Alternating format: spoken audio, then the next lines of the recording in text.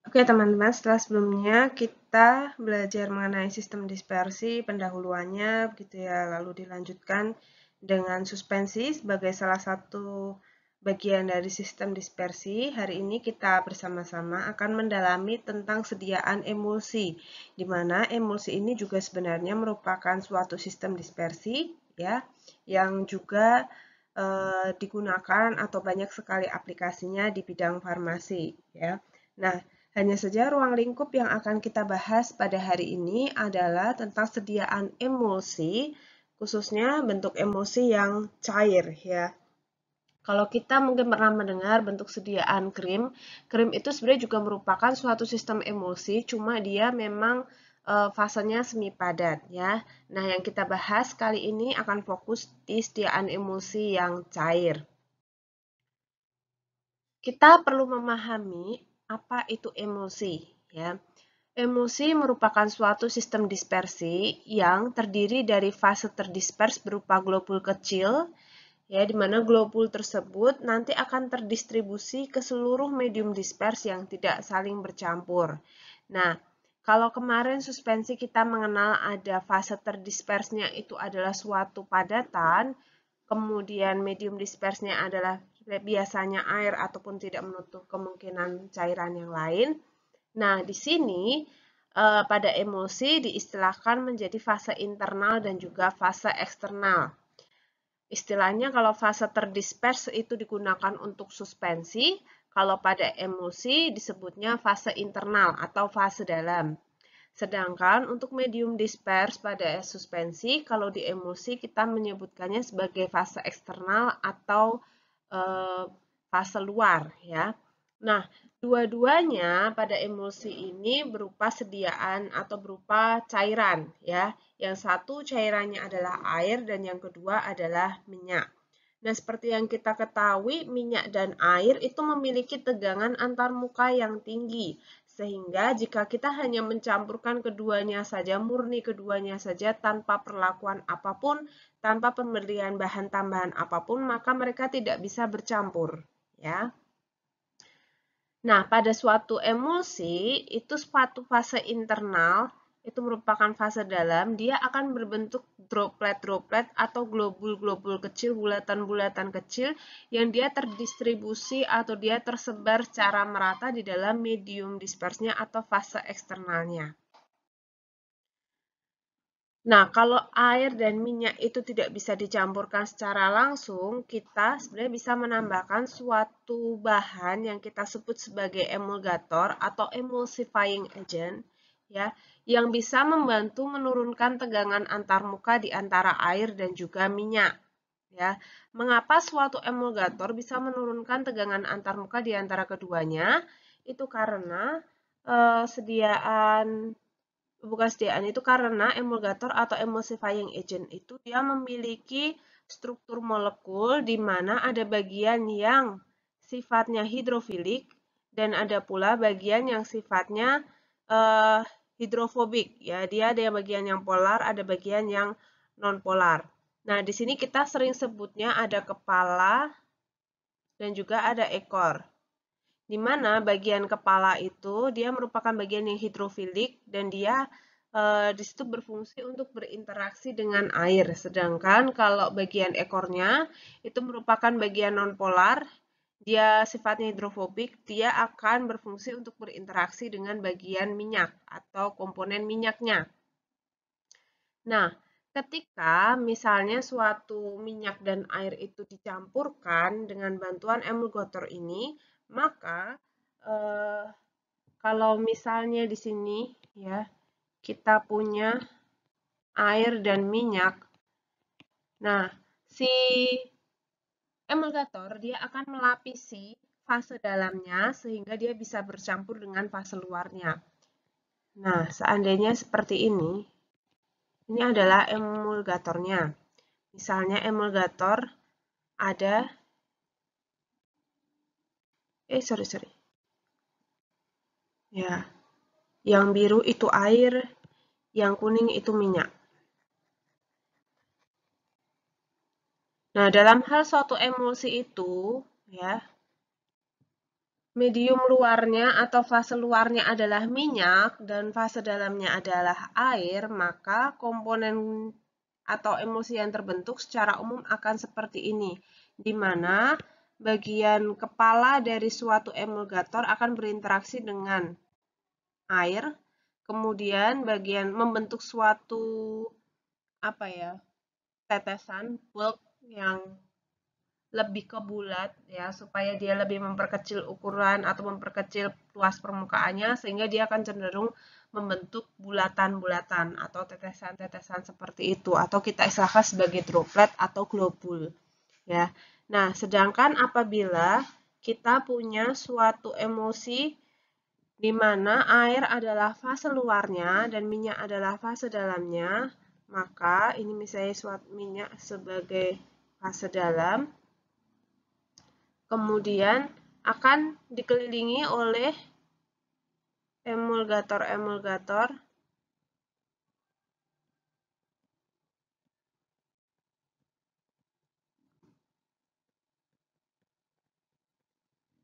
ya, di luarnya ada fase air. Nah, semacam ini secara umum demikian. Nah, memang komponen utama pada emulsi memang sebatas air, minyak, dan juga emulgator. Tapi tidak menutup kemungkinan ditambahkan bahan tambahan lainnya seperti bentuk sediaan cair lainnya. Seringkali ditambahkan antioksidan. Emulsi itu paling sering ditambahkan antioksidan karena minyak-minyak itu seringkali mudah teroksidasi, sehingga kita tambahkan antioksidan untuk mengurangi risiko degradasi sehingga menyebabkan aroma yang tidak enak atau bau tengik. Kemudian bahan tambahan lain kalau itu merupakan suatu sediaan yang digunakan secara peroral, pasti kita tambahkan bahan perasa, pengaroma. Sedangkan kalau itu digunakan untuk penggunaan topikal, biasanya kita tambahkan parfum juga. Seperti itu. Nah, tadi saya sempat menyampaikan tentang droplet-droplet. Apakah teman-teman bisa membayangkan seperti apa itu droplet? Droplet-dropletnya itu akan berbentuk seperti ini kalau mau lihat. Ya.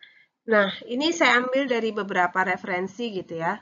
Ini sebenarnya saya kurang tahu apakah dia minyak dalam air atau air dalam minyak karena memang tidak diberi keterangan di sana. Hanya saja kalau kita melihat suatu emulsi secara mikroskopik, kita akan melihat bahwa setiap cairan itu dia membentuk suatu bulatan-bulatan, droplet-droplet yang tersebar di seluruh mediumnya. Ya, kita asumsikan misalnya untuk gambar yang nomor 1 ini, ya, fase dalamnya adalah minyak, fase luarnya adalah air, ya. Jadi sangat terlihat ada garis batas tipis, ya, garis batas tipis di permukaan. Nah, ini sebenarnya ada emulgator yang berperan di situ.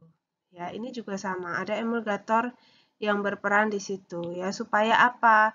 Fungsinya emulgator itu juga supaya mempertahankan setiap droplet itu tetap membentuk bulatan-bulatannya dan tidak bergabung satu sama lain. Ya, karena kalau misalnya teman-teman membayangkan kita punya tetesan minyak di dalam air, kalau nggak percaya nanti bisa coba di rumah gitu ya. Minta minyak punya mamahnya gitu, ambil botol air mineral, kemudian ditambahkan air separuh, kemudian ditambahkan minyak separuh, ya, lalu digojok. Awalnya kan kalian akan melihat minyaknya itu membentuk bulatan-bulatan atau droplet-droplet seperti ini. Tapi lama kelamaan, ya, minyaknya akan memisah dari airnya. Yang awalnya bulatan satu-satu, kemudian bulatan yang satu dan yang lain akan bergabung sehingga lama-lama akan memisah antara lapisan minyak dan juga lapisan air. Nah, dalam emulsi, setiap droplet ini kan dilapisi oleh emulgator.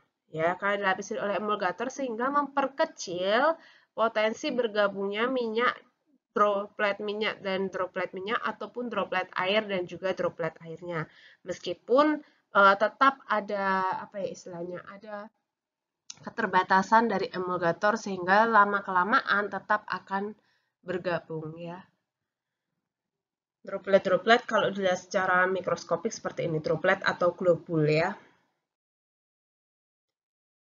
Kemudian sekarang kita mengenal tipe emosi ya. Ini merupakan tipe emosi berdasarkan fase internal dan juga fase eksternalnya. Nah, coba kita lihat gambar yang pertama. Gambar yang pertama ini merupakan tipe emosi WO. WO di sini maksudnya water in oil. Ya, water in oil. Kalau disampaikan water in oil, water atau air merupakan fase internalnya, sedangkan oil merupakan fase eksternalnya. Nah, di sini warna kuning merupakan medium minyaknya, ya dia sebagai fase luar, ya. Kemudian ada juga air yang berwarna biru dia sebagai fase internal. Nah, di sini biasanya bisa juga air di sini membawa suatu zat aktif tertentu yang kita larutkan di dalam air atau bahan bermanfaat larutnya di air, kemudian kita ingin masking atau kita ingin tutupi dia ya dengan minyak bisa untuk menjaga stabilitasnya juga bisa ya. Nah, di sini ya kalau teman-teman lihat ada yang berwarna hitam di permukaan air itu merupakan emulsifying agent atau emulgatornya ya. Kemudian kalau kita lihat gambar yang kedua. Gambar yang kedua merupakan tipe emosi oil in water. Jadi, minyak sebagai fase internal, air sebagai fase eksternalnya. Ya, dan warna hitam di situ menunjukkan emulsifying agent. Kemudian untuk tipe-tipe emulsi itu sendiri, selain hanya satu lapis aja, ada juga diistilahkan emulsi yang emulsi ganda. Nah, contohnya di sini yang di nomor 3 dan juga nomor 4 ya. Ini adalah tipe water oil water dan juga oil water oil. Jadi kita buat dulu misalnya water oil water. Berarti kita buat dulu suatu emulsi water in oil. Setelah emulsinya jadi, nah hasil emulsinya itu kita masukkan kembali ke dalam medium air. Jadi water in oil in water. Begitu juga dengan yang oil water in oil. Biasanya ini dimanfaatkan untuk ya stabilitas juga menjaga stabilitas zat aktif atau bahan bermanfaat supaya dia terlapis dan terlapisi dan terlapisi. Ya banyak pelapisnya. Nah, kemudian ada juga tipe emulsi berdasarkan ukuran dropletnya. Ya, ada diistilahkan suatu macro emulsion, ada juga nano emulsion dan juga micro emulsion.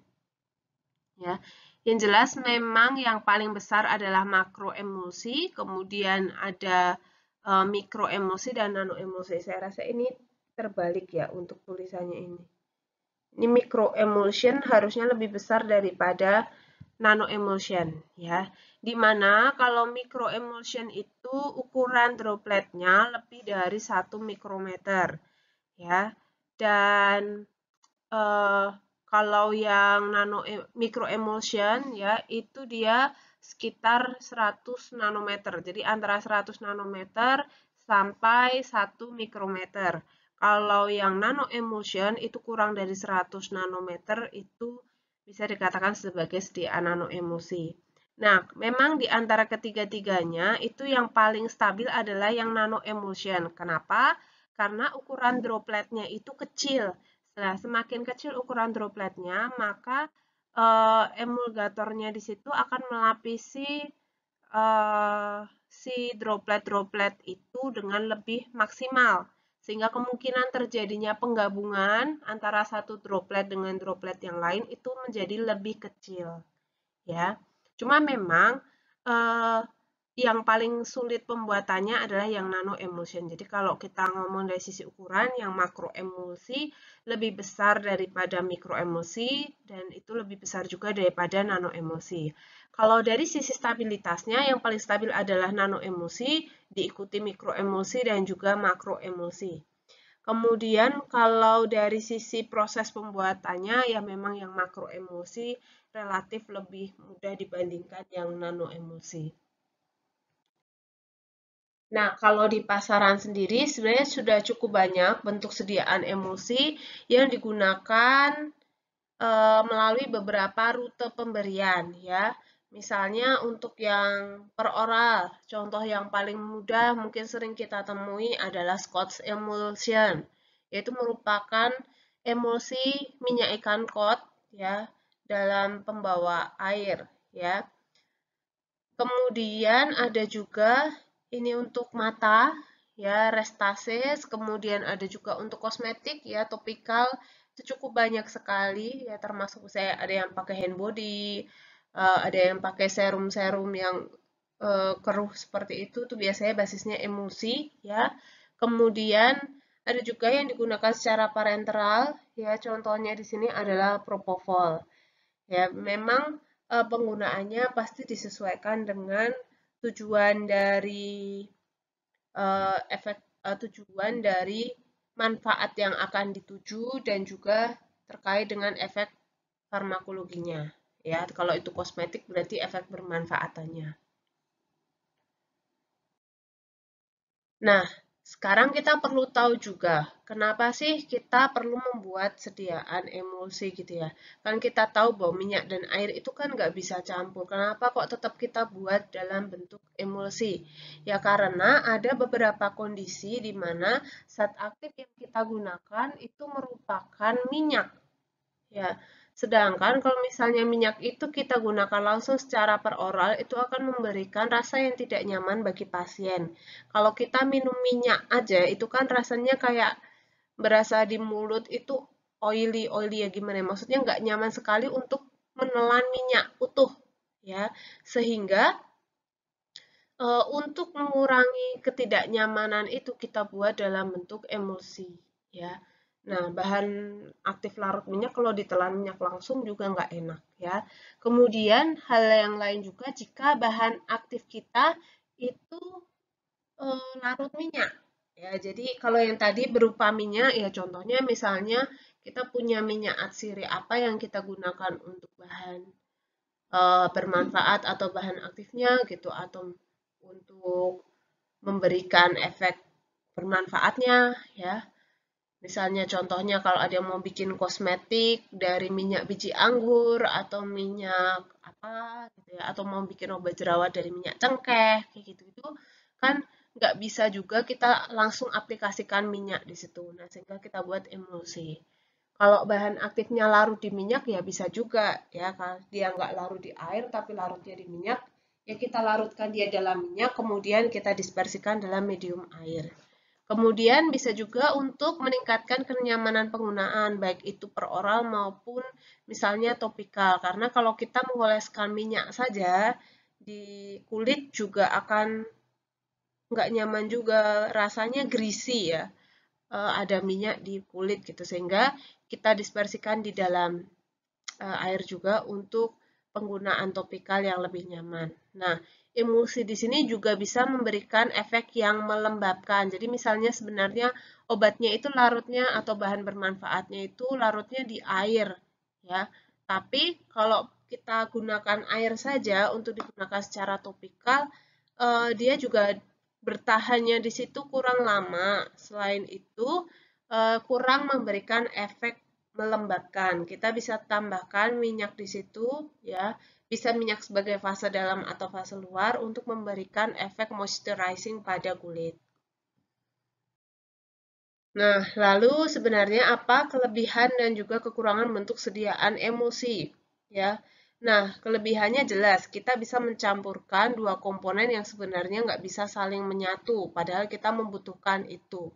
Kemudian kalau dia digunakan secara peroral, dia akan lebih mudah ditelan dan nyaman untuk ditelan ya, karena rasa dan aroma yang tidak enak di minyak itu bisa tertutupi oleh fase terdispersnya dalam hal ini misalnya air gitu ya. Namun di sisi lain memang stabilitasnya lebih rendah dibandingkan sediaan larutan atau dia stabilitasnya kalau dibandingkan larutan terkait stabilitas fisik ya kemungkinan ada pemisahan fase itu. Kemudian dari sisi stabilitas kimiawi juga dia lebih rendah dibandingkan sediaan padat lainnya. Lalu takaran dosisnya memang bisa jadi kurang teliti karena apa?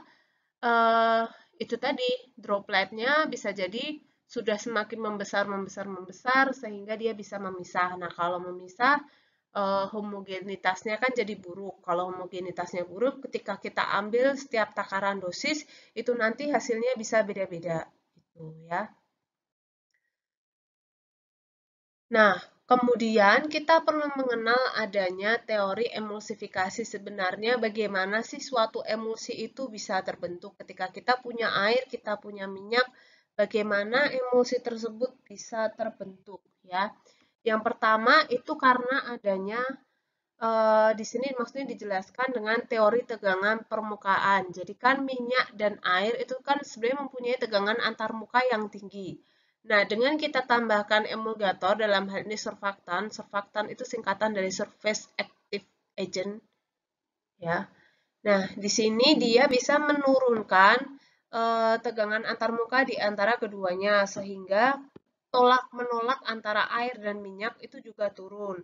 Nah, makanya kalau kita awalnya punya droplet minyak yang besar, dia lama-lama akan mengecil ya, pecah gitu ya, lebih pecah, membentuk droplet yang lebih kecil sehingga bisa terdispersi secara homogen.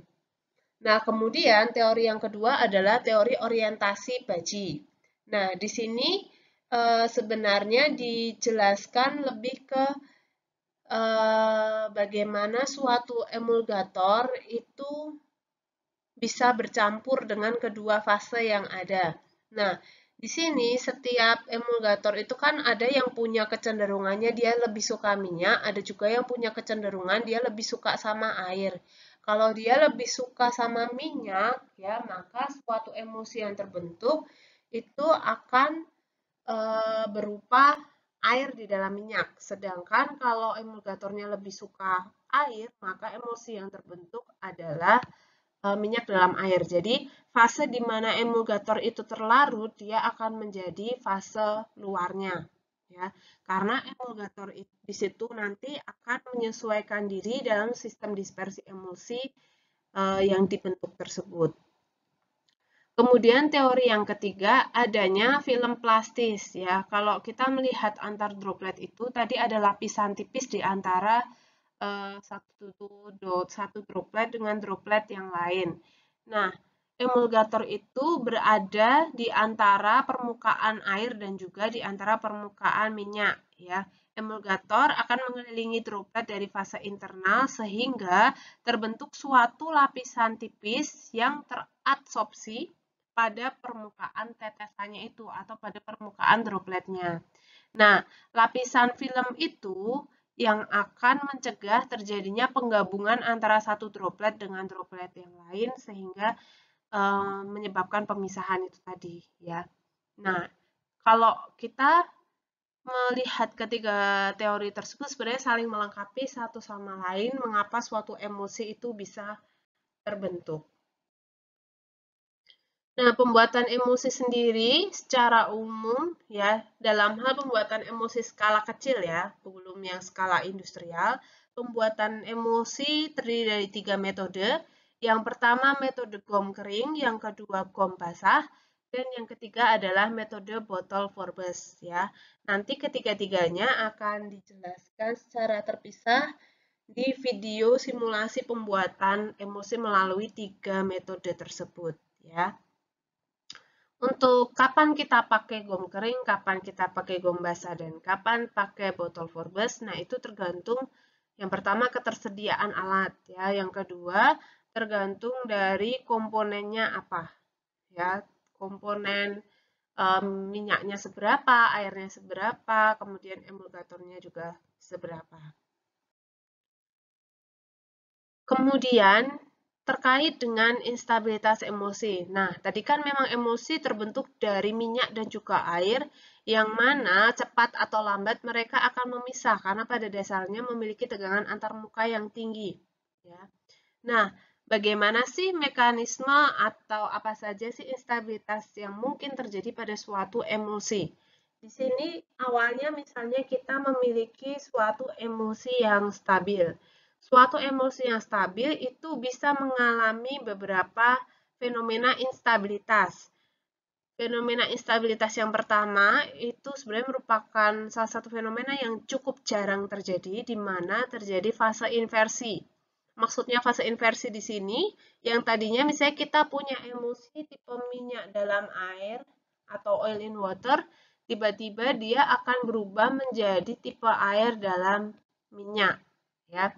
Nah, inversi ini sangat mungkin terjadi terutama apabila ya kita memiliki emulgator yang dia tidak punya kecenderungan suka air atau suka minyak. Gitu. Atau ini juga sangat bisa terjadi jika komposisi air dan komposisi minyak itu hampir sebanding. Ya, kemudian ketika penyimpanan ada suatu perlakuan tertentu, misalnya ada penggojokan berlebih dan lain-lain, itu bisa menyebabkan perubahan fase. Kemudian fenomena yang kedua adalah terjadinya flokulasi. Kalau flokulasi itu dia mirip-mirip dengan sistem suspensi ya, di mana dia mengalami istilahnya aglomerasi. Ya, aglomerasi kalau suspensi, aglomerasi itu penggumpalan ya. Kalau di emulsi antara satu droplet dengan droplet yang lain itu mereka membentuk gerombolan. Jadi menggerombol seperti ini. Nah, kalau sistemnya flokulasi seperti ini, dia masih reversible. Jadi masih bisa kita bentuk lagi menjadi emulsi yang stabil dengan cara penggojokan. Ya. Tapi flokulasi jika dia dibiarkan lama-kelamaan, dia akan menyebabkan terjadinya koalesen. Kenapa? Di sini kan mereka bergerombol. Ya. Bergerombol lama-lama ya emulgator di situ juga tidak bisa menahan daya kohesi di antara satu minyak dengan minyak yang lain sehingga mereka akan bergabung menjadi satu droplet dengan ukuran yang lebih besar ya. Kemudian ada juga fenomena sedimentasi ataupun fenomena creaming. Bedanya kalau sedimentasi itu minyaknya berkumpul di bawah. Sedangkan kalau ya tidak selalu minyak sih, fase internalnya dia akan berkumpul di bawah. Sedangkan kalau creaming itu fase internalnya dia akan berkumpul di atas.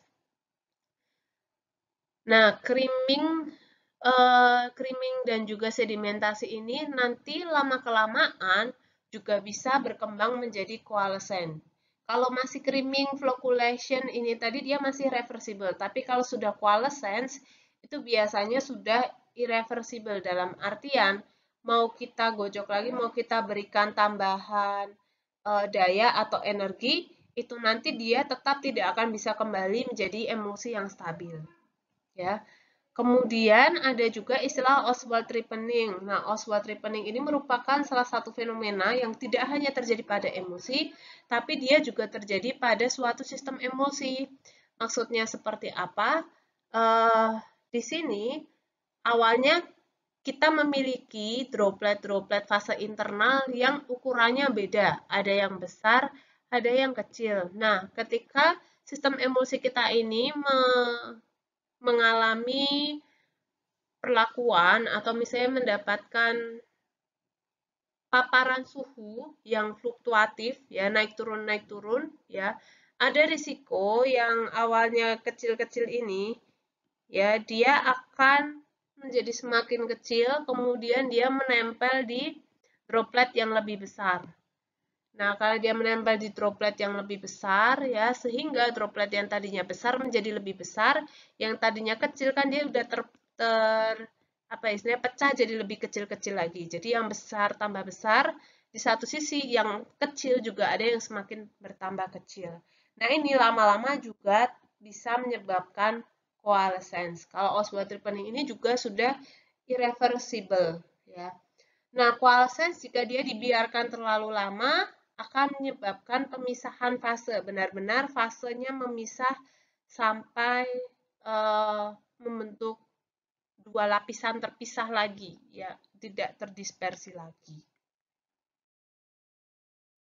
Nah, ketika kita punya sistem emulsi, itu sebenarnya kita bisa melihat atau membedakan dia masuk kategori atau dia masuk tipe emulsi yang apa sih? Apakah water in oil atau oil in water? Nah, caranya itu bisa dengan pengenceran fase, ya kalau misalnya itu minyak di dalam air, kita encerkan dengan air, maka akan tetap terbentuk emulsi yang baik. Tapi kalau misalnya itu air di dalam minyak, kita tambahkan air, nah itu akan sulit untuk terdispersi merata airnya. Jadi ketika kita encerkan dia dengan suatu fase tertentu, tadi yang misalnya minyak dalam air, kita tambahkan air dan dia bisa bercampur, maka bisa kita katakan bahwa emulsi tersebut tipenya minyak dalam air. Kalau misalnya sebaliknya dia ditambahkan tapi nggak bisa bercampur, maka tipe emulsinya adalah yang sebaliknya. Ya, bisa tadi saya campurkan dengan air tapi dia nggak bercampur dengan baik, maka berarti tipe emulsinya adalah yang air dalam minyak. Kemudian cara lainnya adalah dengan memberikan pengecatan atau pemberian warna, gitu ya. Sebenarnya pemberian warna dan juga mikroskopik ini menjadi satu bagian